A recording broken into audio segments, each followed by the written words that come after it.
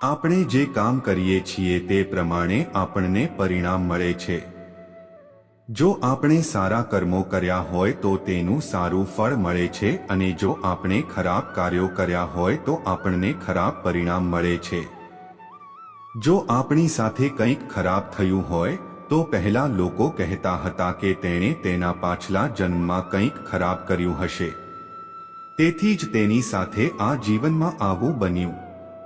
પણ જો આજના યુગની વાત કરીએ તો આ જમાનામાં પણ આપણા કર્મનો હિસાબ આપવો પડશે.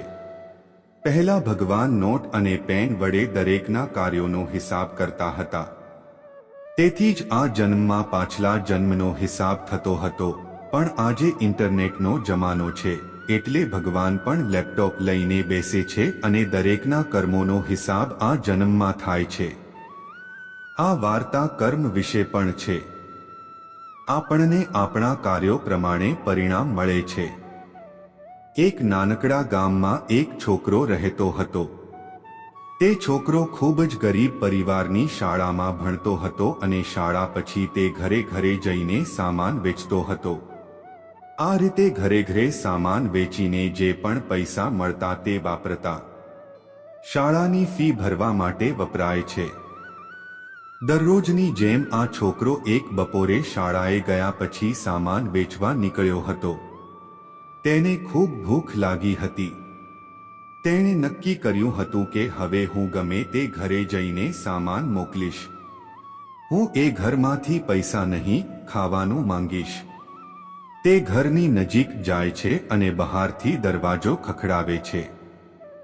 તે ઘરમાંથી એક છોકરી બહાર આવે છે અને તેણે દરવાજો ખોલ્યો. આ છોકરાએ તેની પાસે પાણી માંગ્યું. છોકરીએ જોયું કે આ છોકરો ખૂબ થાકી ગયો હતો. છોકરી અંદર જાય છે અને વિચારે છે કે આ ગરીબ છોકરો અહીંથી માલ વેચતો હશે કોણ જાણે કેટલા સમયથી. કદાચ તેને ભૂખ લાગી હશે. છોકરી આ બધું વિચારી રહી હતી અને તેને પાણીને બદલે એક ગ્લાસ દૂધ આપે છે. છોકરો બહુ ભૂખ્યો હતો. તે દૂધ પીવે છે અને ખૂબ ખુશ થાય છે. તેને લાગે છે કે આ દુનિયામાં માનવતા હજી જીવંત છે. છોકરાનો આભાર સ્વીકારે છે. છોકરીને પૂછે છે કે હું તને દૂધના કેટલા પૈસા આપવા માંગુ છું તો છોકરી કહે છે, મારે તને કોઈ પૈસા આપવા નથી.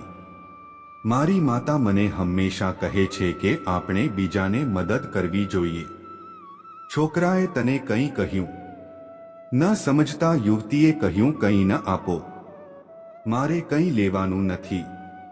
છોકરાએ બહાર નીકળતી વખતે કહ્યું કે હું હૃદયના તળિયેથી તમારો આભાર માનું છું કારણ કે તમે મને મદદ કરી. આટલું કહીને છોકરો ત્યાંથી નીકળી ગયો. થોડા સમય પછી આ છોકરાએ સ્કૂલ અને કોલેજનો અભ્યાસ પૂરો કર્યો અને એક સારો ડોક્ટર બન્યો. આ છોકરો હવે શહેરની સારી હોસ્પિટલમાં ડોક્ટર હતો. દરમિયાન આ યુવતીના પરિવારની આર્થિક સ્થિતિ દિવસેને દિવસે કથળતી જતી હતી. એક દિવસ છોકરી બહુ બીમાર પડી. તેનો પરિવાર છોકરીને તે જ હોસ્પિટલમાં લઈ જાય છે.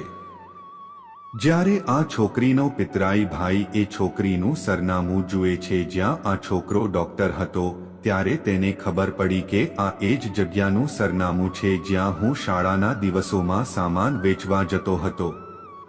જ્યારે કોઈ છોકરો તે છોકરીને જુએ છે ત્યારે તેને યાદ આવે છે કે તે જ છોકરી છે જેણે તેને મદદ કરી હતી.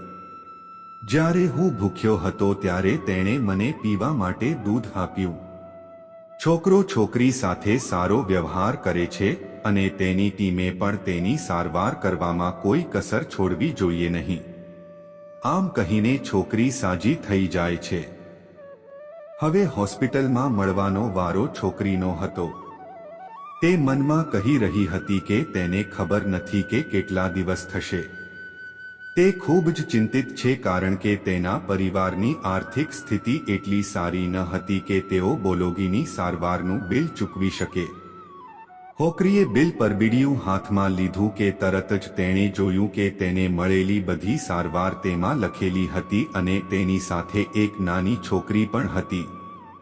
તે સ્લીપમાં લખ્યું હતું કે તમે ઘણા વર્ષો પહેલા એક ગ્લાસ દૂધ વડે સારવારનું બિલ ચૂકવી દીધું હતું. એટલામાં જ ડોક્ટર ત્યાં પહોંચી જાય છે અને આ છોકરી તેને ઓળખે છે અને કહે છે કે તમારો ખૂબ ખૂબ આભાર. અમે આ વાર્તામાંથી શીખીએ છીએ કે જો તમે કંઈક સારું કરશો તો સારા લોકો ચોક્કસ તમારી પાસે આવશે. આપણે ઘણીવાર આપણી ક્રિયાઓ અનુસાર પરિણામ મેળવીએ છીએ. જેમ આપણું કર્મ છે તેવી જ રીતે આપણે આપણા કાર્યોનું પરિણામ મેળવીએ છીએ. જો તમને અમારી વાર્તા like the action like result પસંદ આવી હોય તો કોમેન્ટ બોક્સમાં ચોક્કસ હા લખો અને તમારા મિત્રો સાથે શેર પણ કરો.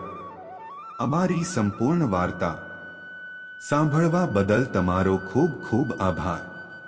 તમારે કોમેન્ટ સેક્શનમાં વાર્તા અવશ્ય જણાવો અને જો તમને ગમતી હોય તો આ ચેનલને અવશ્ય સબસ્ક્રાઇબ કરો અને નોટિફિકેશન દબાવો. ત્યાં સુધી આગળની વાર્તામાં ધ્યાન રાખજો.